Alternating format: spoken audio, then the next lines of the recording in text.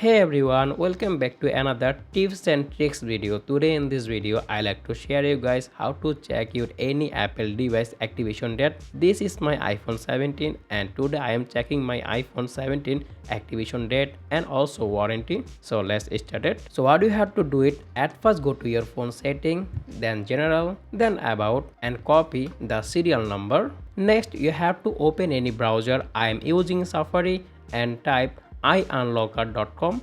Open this website, then click IMEI check. Now you have to paste your serial number and click check. Sometimes the server takes some time, so please wait. So as you can see that this is our iPhone 17 black color, and as you can see that they have a lot of information like fast activation date and our device also available warranty.